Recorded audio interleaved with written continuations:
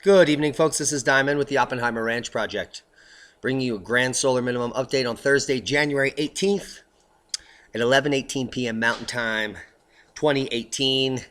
You're looking at the normalized, fraudulent temperature data sets.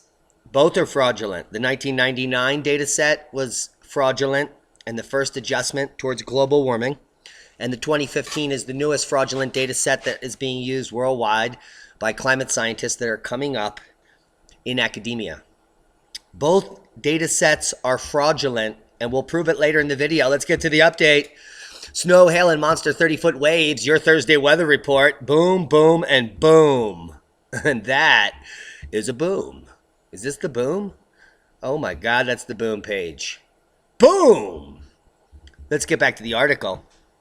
It seems that no matter what part of Humboldt you live in, you'll be getting a taste of winter weather. The folks at Eureka National Weather Service office forecast snow, hail, high surf will bombard Humboldt between now and Friday. Snow will reportedly begin to fall late this afternoon in high elevations, areas of Humboldt, Del Norte, Siskiyou, and Trinity counties. The National Weather Service has issued a winter weather advisory for today into tomorrow, as 3 to 6 inches are expected to fall in areas that need much needed water. Right here. Let's go to the GFS model and we'll just undo it ourselves. Here's North America first. You can see the waves of rain running in here and the heavy precipitation here in the Sierras currently. Move it through tomorrow morning. That moves south. The further south this goes, the better. And the snow starts to come into that massive pileup that I already showed you yesterday.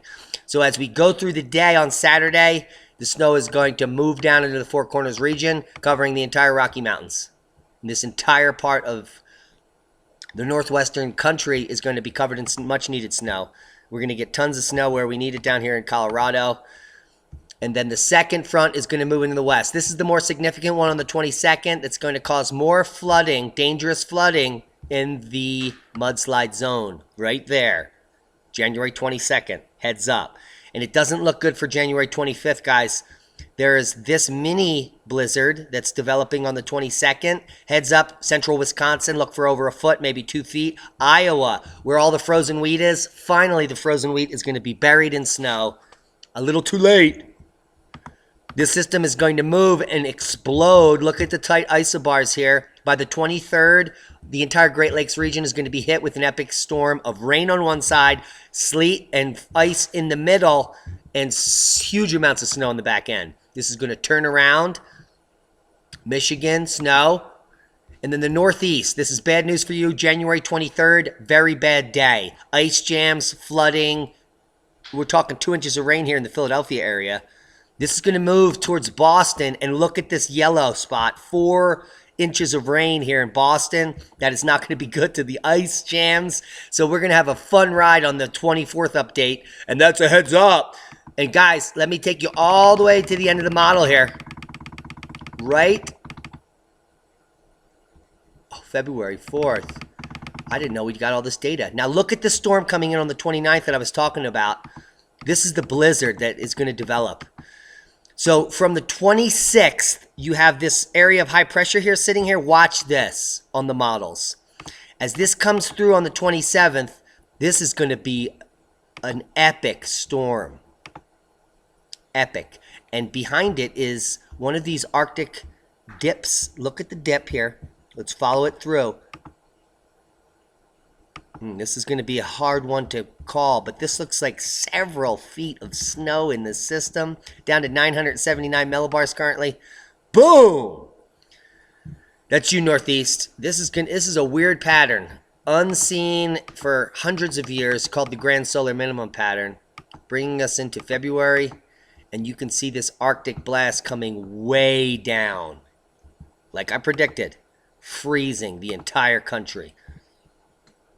Man, this is going to be some crazy stuff moving forward through February. I can't wait to get there. Let's go over to Europe. This is already taking way too much time. We'll run through it.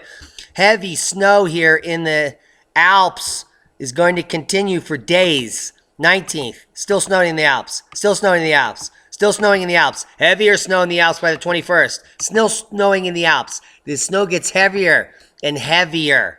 Now we're going to have thunder, snow, and hail and rain on one side of the Alps, and deep accumulations. This is going to be deadly. Look at this light up here. Right here.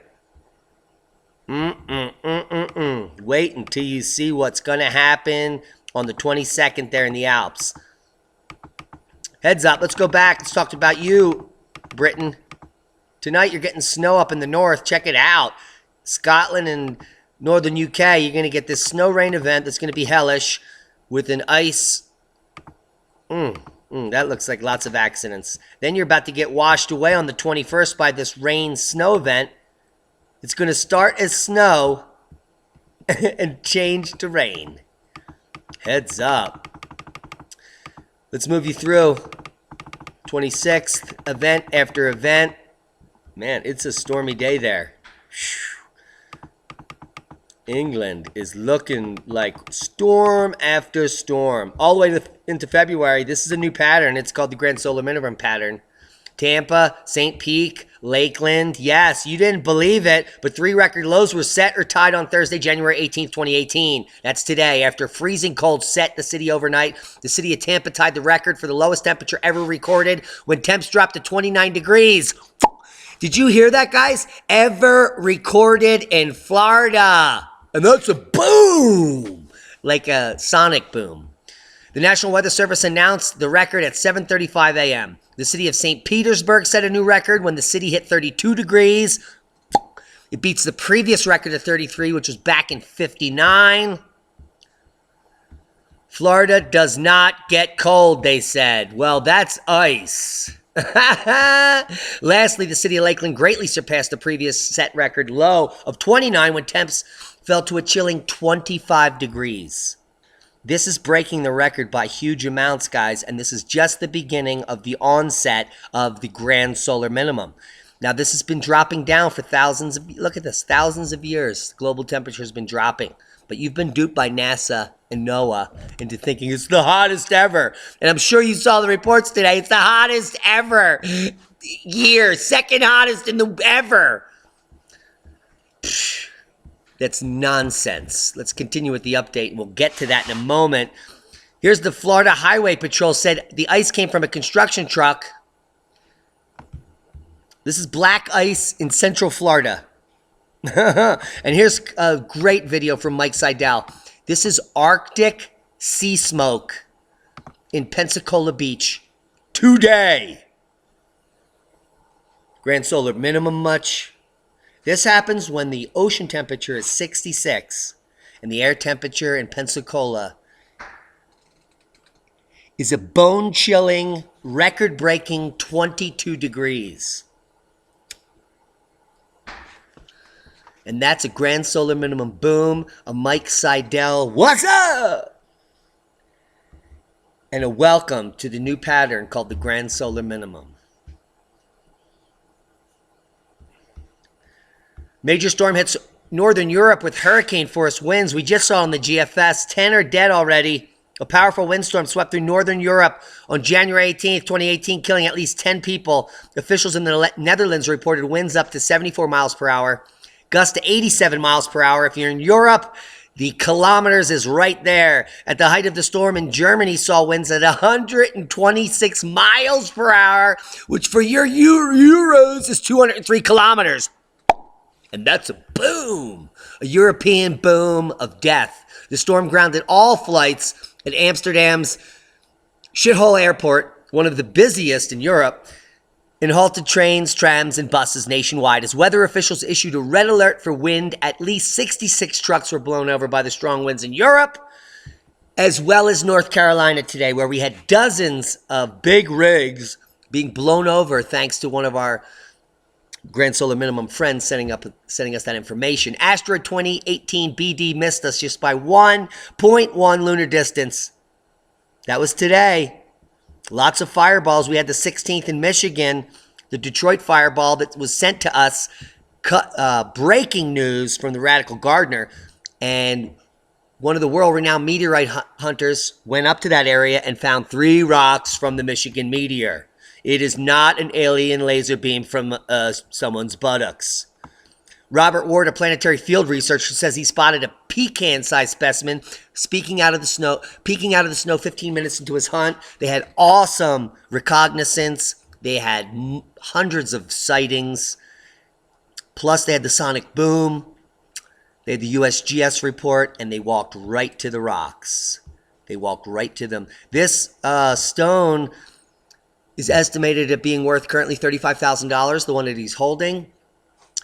And Sotheby's offered him $20,000 per kilogram of the meteorite. So meteorite hunter finds 3 rocks in Michigan. It is not from an alien ship. It is a meteorite. Almost 250 earthquakes shake Reno in the past week, and that's a shaky boom boom. Let's check the seismic map. Boom. And you're going to see that the seismic activity has decreased over the last 24 hours. There was a cluster of quakes here in the geysers area of California, but now we only have really minor aftershocks in the 2.5 region. There is a quake going off in the New Madrid area at 2.7 in Malden, Missouri. We just had a major quake there for the New Madrid region in the high 3s. So we're going to be watching this. Let's go to 1 day all magnitude, make sure nothing silly is going on. Yeah. So standard activity globally, nothing to really worry about.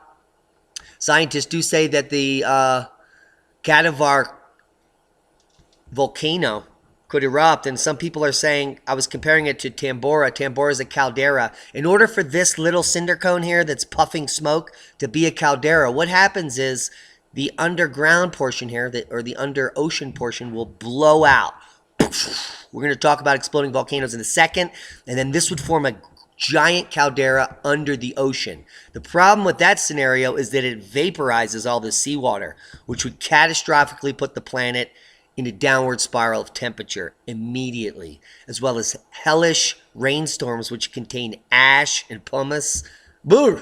Biblical! And that's a boom! Worldwide volcano update. Volcanoes have quieted down over the last 24 hours.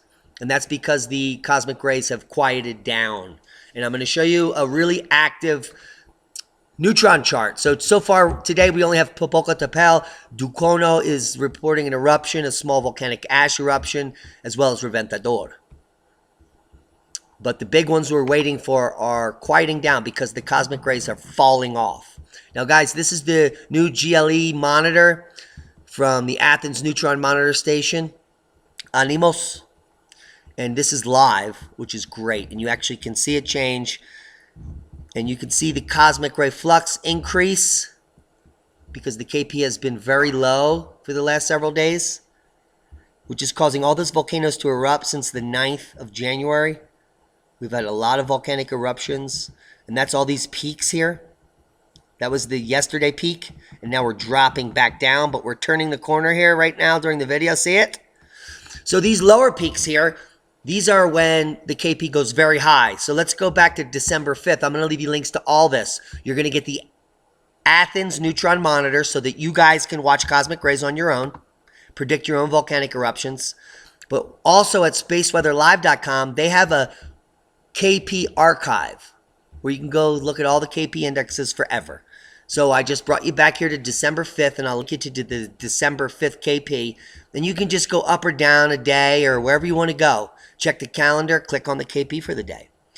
But what I want you to notice is that on this neutron chart, there was a spike in the downward where cosmic rays were much less. And that's what happens when the sun emits a solar radiation storm, as we see right here. On the Potsdam KP, the NOAA KP. There was a major geomagnetic event up to KP5 on this day, which is clearly showing in the neutron monitor here as a downward spike.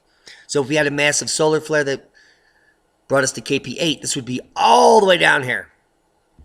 That's a heads up. When the KP goes to 0 for a long period of time, it goes in this direction.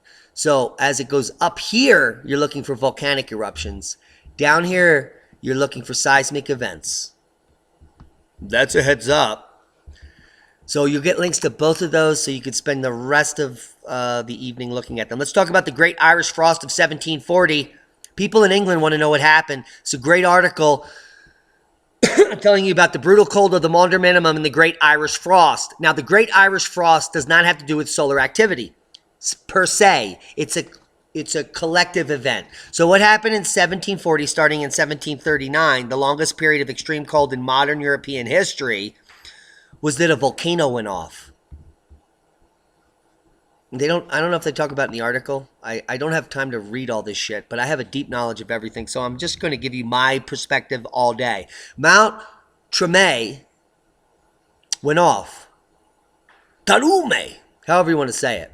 Tarumezan. Mount Tarumezan. Now, in 1739, there was a Plinian eruption of VEI-5. There it is there.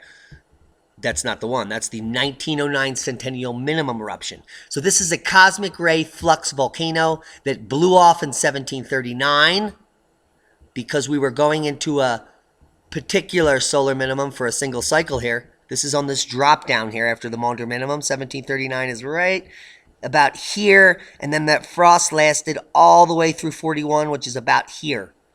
So on the downward arm of this major solar minimum is when that volcano went off during high cosmic ray flux, and when the temperatures drop because of solar minimum.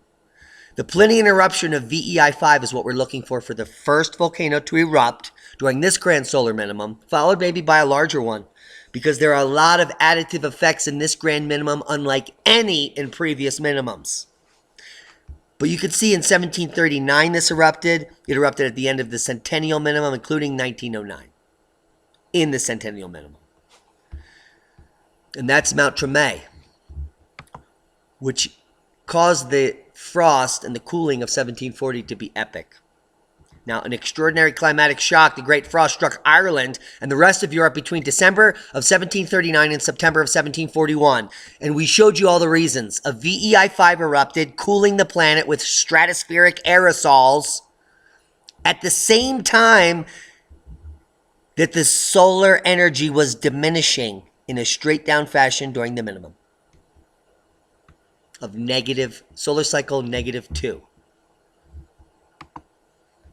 So I'll leave you links to this. It talks about the climate of the catastrophe and about what happened and what you need to do to start preparing for what's coming. It is coming. There's no way this is not coming. No way. Now, the sun sets food prices in the Middle Ages. Changes in solar activity sent wheat prices soaring in the medieval England, as well as modern America. There's a direct connection between solar activity and the global stock market, as well as the global commodities market. Now, the belief that the Middle Ages, that the heavens govern fate and fortune, might not have been ludicrous as it sounds. And guys, if you're watching our channel, the past is the key to the future. Mythology, myths are history, my man. And ladies, myths are history. Google that on Facebook.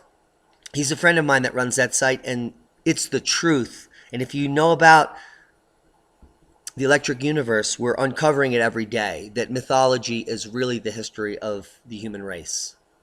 Now, 2 researchers in Israel have found a statistical link between the activity of the sun and the price of wheat in 17th century England. And I'm going to leave you links to this little article. But what you want to really spend time on is the next article I'm going to share with you. We're going to look at the article.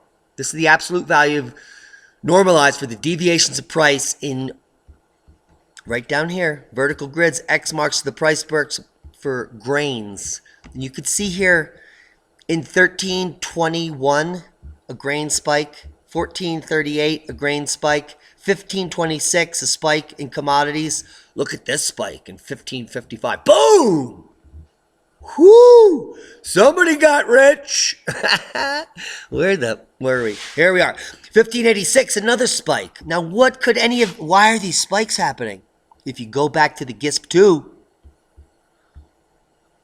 we can clearly see what's going on.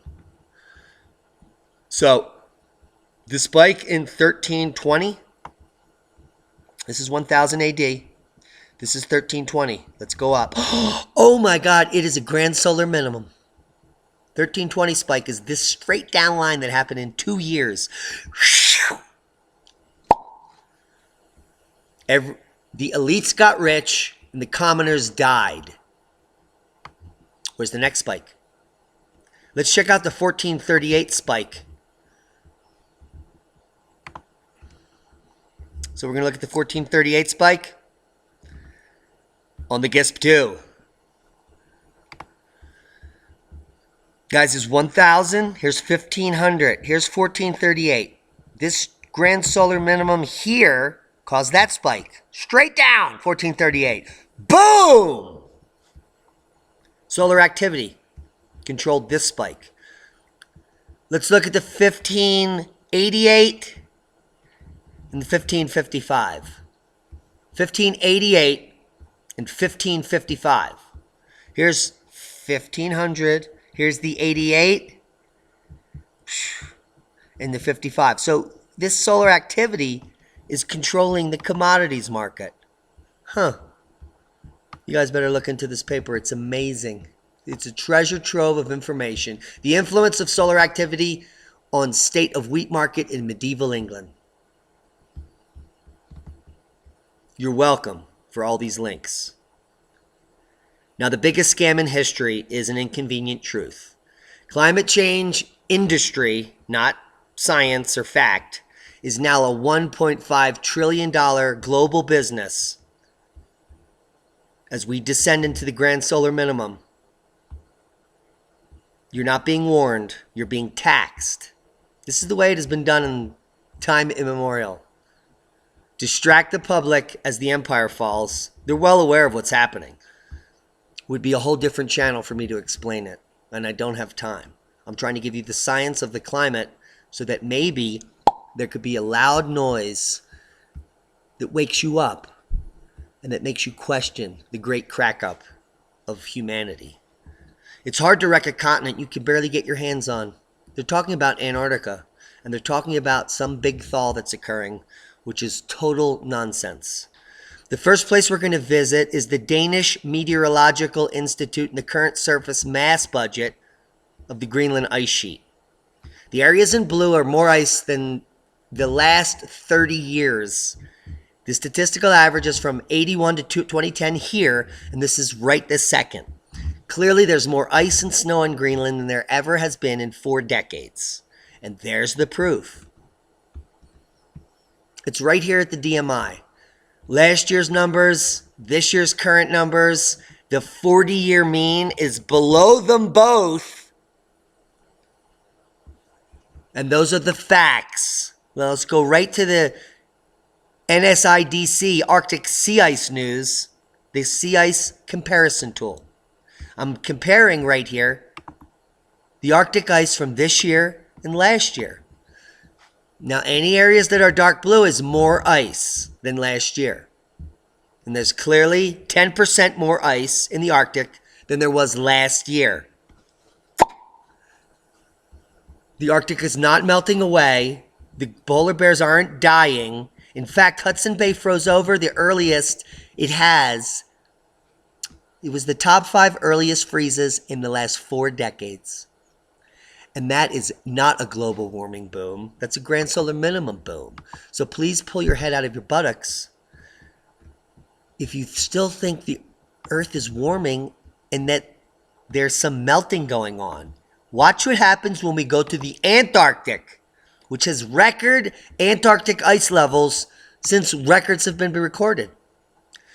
You can see that in this year, there is this giant 400 square mile ice island floating off of Antarctica currently, as well as hundreds, thousands of square miles of new ice compared to last year.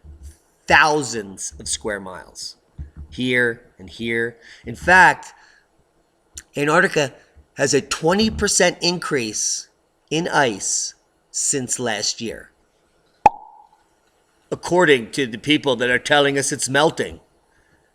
How the f did they get away with it?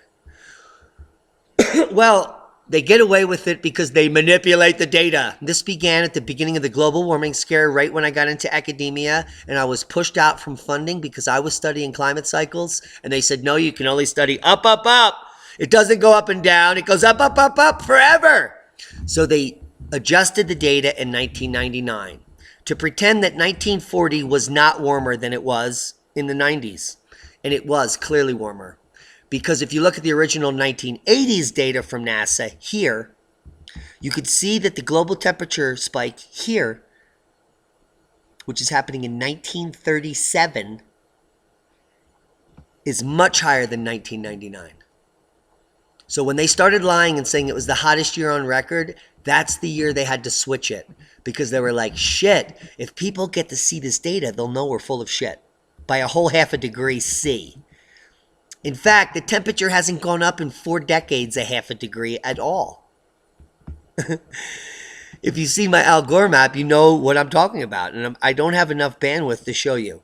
So the first change was in the 80s here. And this is what they did. Here's the same data point as here. And here's the same data point as here. So in the late 80s, when they began the global warming scare, they bumped this up above the 1937 spike. And this is what the 1980s data, the beginning of the scam, was. Now, after the 80s, Al Gore stepped into the scene and alarmism was on the uptick. So they went to the 1999 data, which gives us an even more straight up here since 1970. And then because we had the global warming pause, they had to kick up their game, so they adjusted the data all the way back to 1890. And that's disgusting. NASA is the biggest fraud on Earth. Climate change is the biggest fraud in history. It is now $1.5 trillion worth of fraudulent data. Guys, I hope you got something out of the video. The time is now to start preparing. The Earth is never going to be warmer than you've ever experienced it ever again. There are ways to prepare. You can look at paleogeographic reconstructions that we show here every week. Here are the temperature patterns for the Little Ice Age. Pause the screen and figure out what that graph means. The most recent data is from the Maunder Minimum, where Drew Schindel and his colleagues took the NASA GISS and ran the model, which included ultraviolet and stratospheric ozone, and they got the temperature reconstruction for just a few hundred years ago during the minimum. And you can see if you live in central Canada or the Northeast, you're fucked. Yep. And the reason it's snowing in Algeria is because it's going to continue to snow harder and harder there. And the desert is going to bloom. So move there. I can't give you any more guidance than I'm already giving you. The amount of information that I'm feeding the public right now is epic. Soak it in. Share it. Survive and thrive. Be safe, everybody.